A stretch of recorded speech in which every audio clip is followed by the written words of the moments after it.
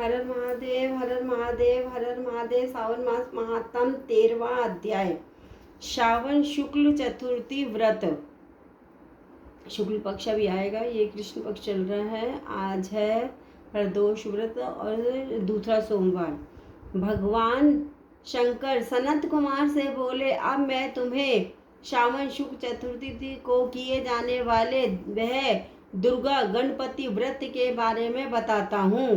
त्रैलोक्य में प्रसिद्ध इस व्रत को भगवती पार्वती ने श्रद्धापूर्वक किया था। इस व्रत को सरस्वती, इंद्र, विष्णु, कुबेर, अन्य देवता, मुनि, गंधर्व, किन्नर आदि कर चुके हैं।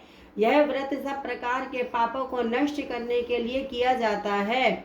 श्रावण शुक्ल चतुर्थी के दिन एक दंत वाले गणेश जी की सोने की मूर्ति बनवाकर सोने के सिंहासन पर स्वर्ण की दुर्वा बिछाकर तांबे के कलश पर स्थापित करनी चाहिए। लाल कपड़ा बिछाकर सर्वतोभद्र मंडप का निर्माण कर उस पर कलश स्थापित करना चाहिए। लाल फूल तथा 5 पत्रों अमामार्ग, शमी, दुर्वा, तुलसी दल, बिल्वपत्र, इस मौसम में होने वाले सुगंधित पुष्पों तथा फलों आदि का नैवेद्य रखकर 16 उपचार से गणेश जी की पूजा करके प्रार्थना करनी चाहिए। इस स्वर्ण निर्मित प्रतिमा में विघ्न विनाशक गणेश जी का आवाहन करता हूँ। इसमें वे पधारे रत्नों से जड़ित उत्तम स्वर्ण सिंहासन बैठने के लिए देता हूँ। आप इसे स्वीकार करें। हे पार्वती पुत्र, हे विश्वव्यापिन, हे सनातन, मैं आपको प्रणाम करता हूँ। मेरे विघ्नों का नाश करें। हे सुरश्रेष्ठ लाल चंदन चर्चित मैंने भक्ति पूर्वक वन अक्षतों को चढ़ाया है। आप इसे स्वीकार करें। लोगों के अनुग्रह के लिए तथा दानवों के विनाश हेतु एक दंत यह आपका पतवार है। प्रसन्नता पूर्वक धूप को स्वीकार करें। इस दीपक को मैं आपको देता हूँ। आपको नमस्कार करता हूँ। गणनात्वा वैदिक मंत्र से लड्डू तथा खीर, कपूर तथा इलायची युक्त पान आपको समर्पित कर रहा हूँ। हे गणेश्वर, हे गणाध्यक्ष, हे गजानन, हे गौरी पुत्र, मेरा व्रत आपके प्रसाद से परिपूर्ण हो। जो प्राणी 5 वर्ष तक व्रत का उद्यापन करता है वह अपने मनवांछित पदार्थों तथा वस्तु को प्राप्त कर लेता है और अंत में देह त्याग कर मेरे लोक को प्राप्त करता है। यदि इस व्रत को कोई 3 वर्ष तक करे तो उसे सब सिद्धियां प्राप्त हो जाती है और अंत में मेरे लोक में जाता है।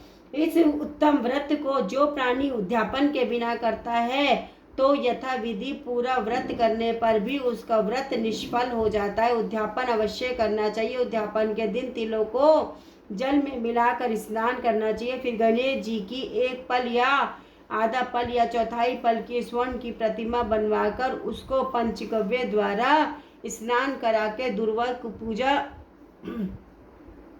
दुर्वा से पूजा करनी चाहिए। निम्नलिखित मंत्र द्वारा पूजन करना चाहिए। हे गणाधीश उमासुत विघ्ननाशन, आपको नमस्कार है। हे विनायक, हे ईश पुत्र, हे सर्व सिद्धि प्रदायक, हे हेमवक्त्र, हे मूषक वाहन, हे कुमार गुरु, आपको नमस्कार है। उपरोक्त सभी नामों से अलग अलग पूजन करना चाहिए। पहले दिन अधिवासन करना चाहिए, दूसरे दिन प्रातःकाल हवन करना चाहिए। ग्रह होम कर दुर्वा और तथा लड्डू से प्रधान होम करना चाहिए। धूप तथा लड्डू के प्रधान होम के बाद पूर्णाहुति करके आचार्य कौशिक और ब्राह्मणों का पूजन करना चाहिए। आचार्य आदि ब्राह्मणों का पूजन करना चाहिए। अपनी सामर्थ्य के अनुसार अधिक दूध देने वाली गाय बछड़े सहित दान करनी चाहिए। ऐसा व्रत करने से मनुष्य अपनी सभी मनोकामनाओं को पूरी कर सकता है।